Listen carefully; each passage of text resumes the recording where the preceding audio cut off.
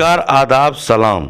मैं मोहम्मद इरफान आलम, आप देख रहे हैं तिरछी आंखें। गोगरी नगर परिषद क्षेत्र के वार्ड नंबर 1 में आप पहुंचे हैं। गोगरी नगर परिषद क्षेत्र में लगभग दर्जनों लोग प्रत्याशी खड़ा होने वाले हैं, जिसमें एक प्रत्याशी ऐसा है जो 25 साल से राजनीति कर रहे हैं। 5 साल में क्या विकास हुआ, क्या बदहाली हुआ नगर परिषद में, इसके बारे में जानकारी लेंगे।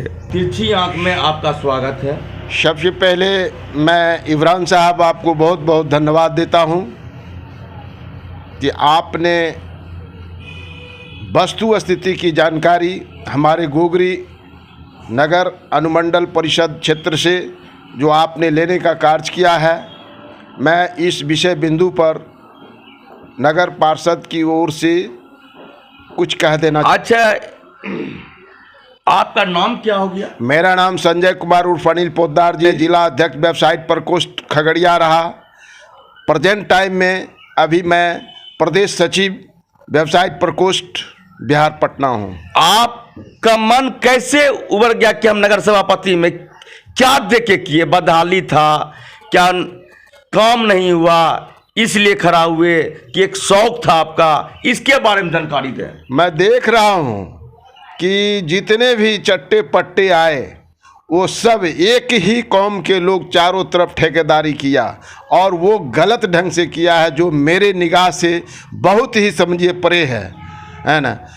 ये नाला का जो कार्यक्रम किया गया, वो नाला का कार्यक्रम में कभी भी इन लोगों ने हम लोगों को बुलाकर कभी राय विचार मसौदा नहीं लिया और प्लांट बना करके आपने गजटेडी किया। नाला तो बन गई, ये पानी कहाँ जाएगी इसके बारे में अभी तक स्कूटी या नगर परिषद कुछ सोचे हैं इसके बारे में? इस विषय बिंदु पर मैंने कार्यपालक से कहा था कि पानी बहाव का साधन अगर नहीं हो तो नाला आप मत बनवावें, लेकिन रुझान के बदौलत उन लोगों के जितने भी सेक्टर के लोग थे वो उनको मैंने अपने कब्जे में लेकर करके ऐसा काम कराया है। जो पानी बहाव का कहीं साधन नहीं है, ये तो कुछ कम ही समय में लगता है मलेरिया कोलेरा फैल जाएगा, क्योंकि पानी का बहाव का साधन कहीं है नहीं। आप जब हर वार्ड घूमते हैं तो जनता क्या शिकायत करती है, इसके बारे में बोलिएगा। सबसे पहली जनता शिकायत करती है कि पानी बहाव का साधन नहीं है, इसके चलते हमें बहुत कठिनाई है। नल जल वाला भी कार्य पूर्ण नहीं हुआ, जहां तहां कर करके लोग अवरुद्ध कर दिया। उस पर हमने एग्जीक्यूटिव को कहा कि ये व्यवस्था आपकी बहुत गड़बड़ है, हमारे माननीय मुख्यमंत्री जी का ये बहुत बड़ा शिकायत है। उन्होंने कहा है घर घर नल का जल मैं दूंगा, लेकिन हमारे वार्ड में घर घर नल का जल अभी तक अप्राप्त है।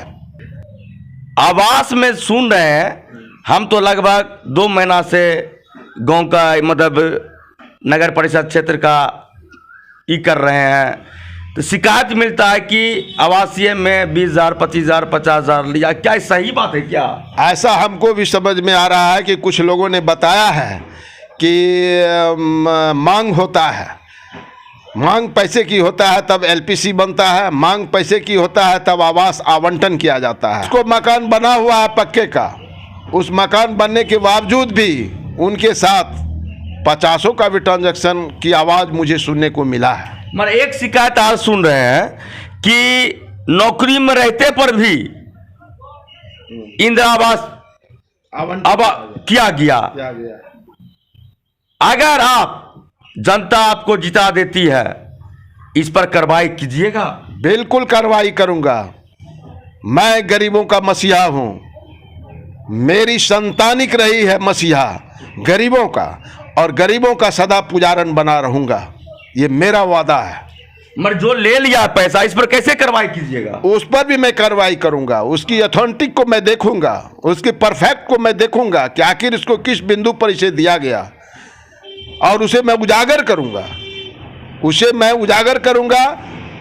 जिन लोगों को यह प्राप्त हुआ आवंटन, उनके माध्यम से मैं उजागर करूंगा कि इनके माध्यम से इस तरह का काम हुआ है। मैं जनता मालिक को यही संदेश देना चाहता हूं कि इस बार जुआ छैला चाहिए। पहली आवाज है मेरी, युवा छैला चाहिए और कर्मठ, जो यह सोच शक्ति रखे कि गरीबों का मैं कार्य कर सकूं, ऐसा चयन करे।